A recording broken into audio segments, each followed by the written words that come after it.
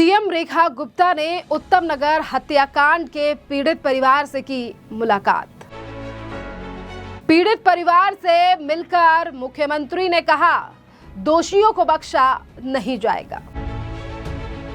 दिल्ली की मुख्यमंत्री रेखा गुप्ता ने उत्तम नगर की दुखद घटना पर आज एक बड़ी प्रतिक्रिया दी है और आज मुख्यमंत्री ने दिल्ली सचिवालय में तरुण कुमार के परिजनों से मुलाकात भी की और उन्हें न्याय दिलाने का भरोसा भी दिया है। और इसी के साथ साथ मुख्यमंत्री ने सीधे साफ शब्दों में कहा है कि जो भी तमाम आरोपी थे जिन्होंने तरुण की जान ली, हत्या की, उन्हें बख्शा नहीं जाएगा। आज दिल्ली की मुख्यमंत्री रेखा गुप्ता ने तरुण कुमार के परिवार से भावुक मुलाकात की। मुख्यमंत्री रेखा गुप्ता ने उत्तम नगर की उस दर्दनाक घटना में अपनी जान गंवाने वाले युवक तरुण कुमार के परिवार वालों से मुलाकात कर उन्हें ये कहा है कि उन्हें जल्द से जल्द दिल्ली में अब न्याय दिया जाएगा।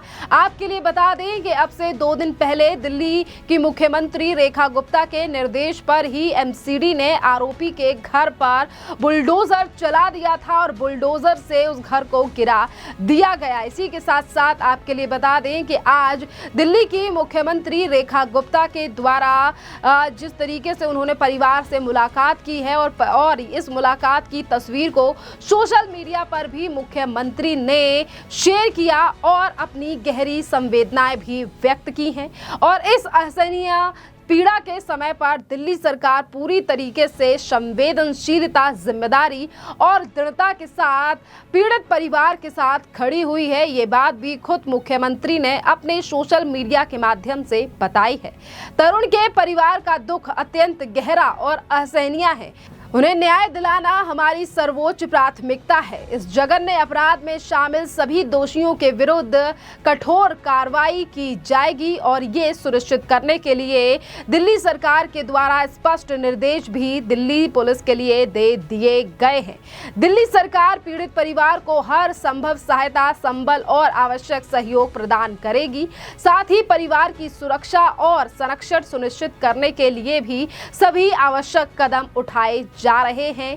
दिल्ली में इस प्रकार की अमानवीय घटना, हिंसक घटनाओं को किसी भी कीमत पर बर्दाश्त नहीं किया जाएगा और अपराधियों के विरुद्ध ऐसी कार्रवाई की जाएगी जो समाज देखे और उन लोगों को स्पष्ट संदेश भी मिले कि दिल्ली में अपराध के लिए कोई जगह नहीं है।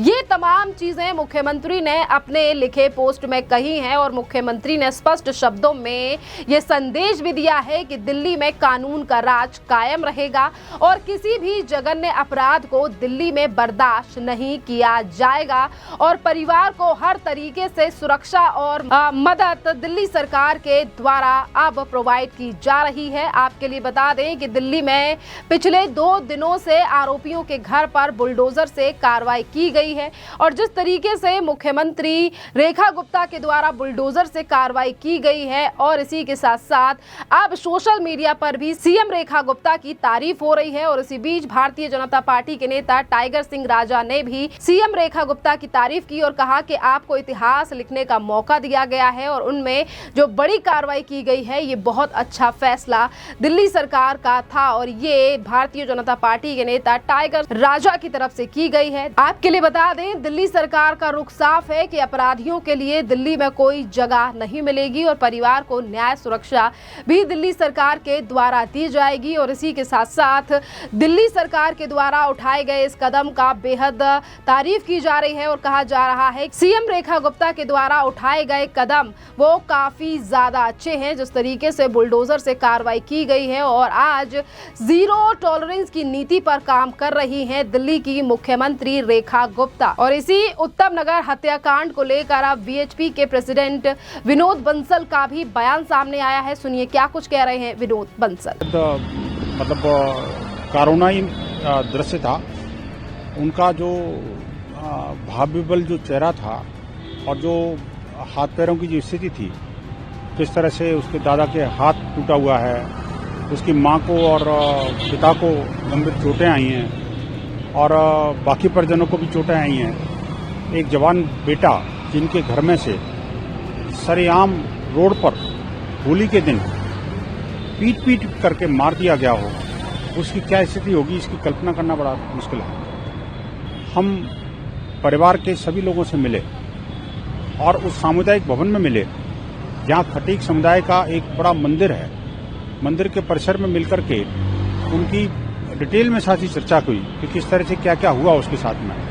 कि पहले तो उस महिला, मुस्लिम महिला जो कि खुद रंग का काम करती है, रंगरेजन है, और रंगों के त्योहार होली से इतनी घृणा कि एक छोटी सी मासूम बच्ची के हाथ से अगर पानी का गुब्बारा छिड़क गया और उसमें 2 छींटे उनको क्या शरीर पर लग गए, जान पर उतारू हो गए।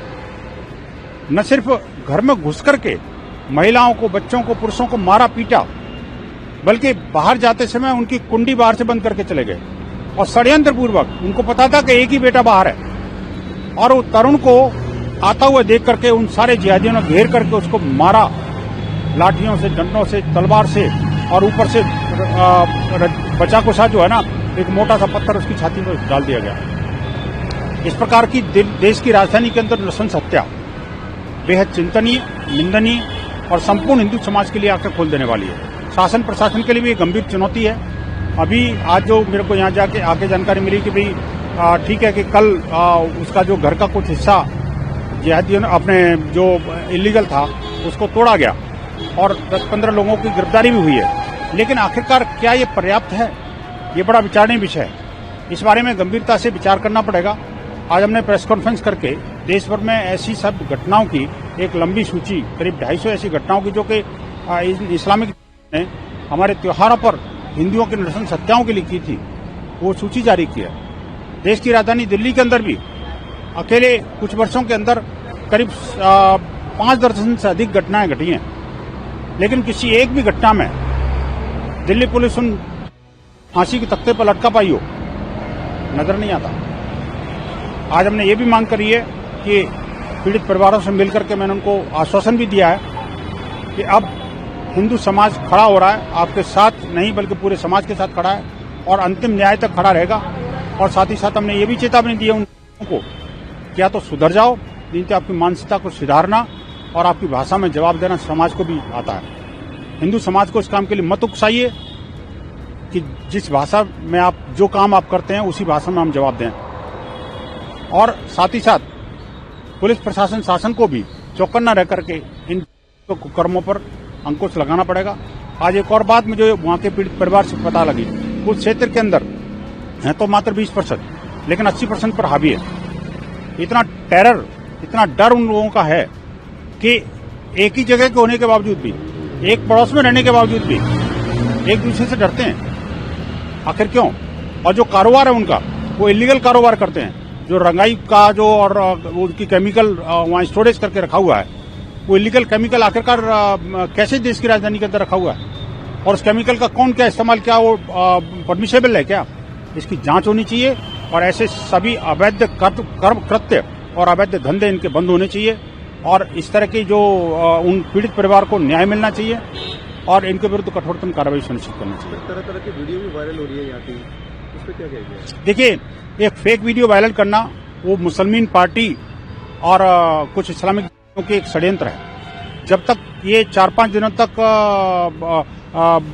कोई कार्रवाई नहीं हुई, तब तक सारा पूरा मुसलमान गैंग जो है, चाहे मुसलमान पार्टी हो या तबलीगी जमात के और ये जो जमीयत उलमा हिंद जैसे मौलाना, वो तब तक चुप थे। कल जैसे ही वो इलीगल स्ट्रक्चर का एक कोना क्या टूटा, कुछ गद्दारी क्या हुई, उनके अंदर भाईचारा नजर आने लग गया, मुसलमानों का उत्पीड़न नजर आने लग गया। उनको शर्म आनी चाहिए। और ये बात में चेतावनी देकर के विश्व हिंदू परिषद कहता है कि अगर आप अभी भी नहीं सुधरे तो हिंदू समाज जब खड़ा हो जाएगा तो फिर आप क्या स्थिति होगी वो आपकी कल्पना नहीं कर सकते। तो आपने देखा कि किस तरीके से आज तमाम लोग रेखा गुप्ता की तो तारीफ कर ही रहे हैं और वहीं दूसरी तरफ ये भी मांग की जा रही है कि जो तमाम आरोपी हैं उनके ऊपर सख्त से सख्त एक्शन किया जाना चाहिए। अब देखना अहम रहेगा कि जब सीएम रेखा गुप्ता ने ही सीधे तौर पर कह दिया है कि आरोपियों को बख्शा नहीं जाएगा, तो आगे चलकर पुलिस इस पूरे मामले में क्या कार्रवाई करेगी। इसी के साथ साथ आपके लिए बता दें कि अभी तक दिल्ली पुलिस इस पूरे मामले में 9 लोगों की गिरफ्तारी कर चुकी है।